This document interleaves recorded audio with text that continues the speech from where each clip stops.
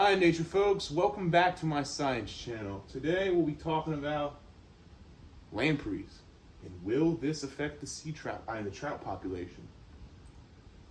So these are sea lampreys. They used to be native to the oceans, especially saltwater oceans, for 300 million years until a few decades ago, well, a little over a century ago, that we decided to build canals to the Great Lakes.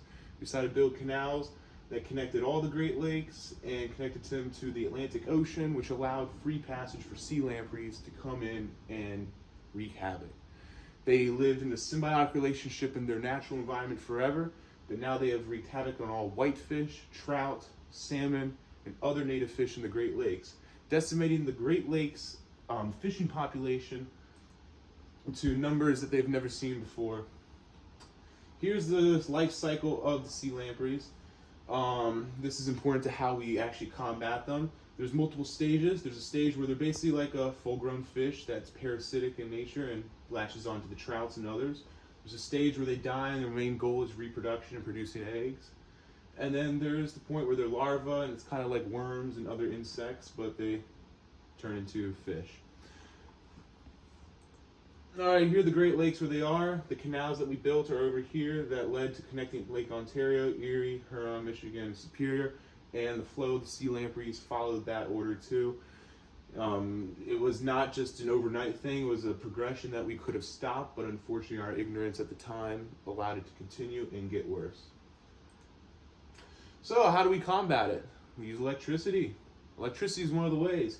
During the later stages of the life cycle, when the sea lampreys have to migrate from the rivers to the lakes to reproduce, they end up going through barriers that we've set up with the Canadian government along multiple rivers that only shock sea lampreys, killing them, just decimating them and not harming any other fish or other animals. Second step is we neuter some of them. We get a lot of sea lampreys in some of these same areas where we barricade them with electricity. Some are also offset to where we can harvest them, neuter them, but still they're put into the pool again for reproducing. However, it basically tricks the females into thinking they've mated, they've had a successful mate. Though they know they're not fertile. And then third option is pesticides. We release over thousands of miles of water, pesticide granules that are encapsulated with the type of coating that you'd see on pills and prescription medications. This allows these little sand granules coated in pesticide, now coated with the dissolvable capsule-like substance, to sink to the bottom of the lakes. Then the capsule dissolves, allowing the pesticide to be released at the lowest point in the lake where the larvae and eggs are. That way we can attack them in the earliest stages of the life cycle so that they don't have the chance to get to reproduction again. We're not just attacking lampreys in one stage of their life cycle, we're attacking them at all.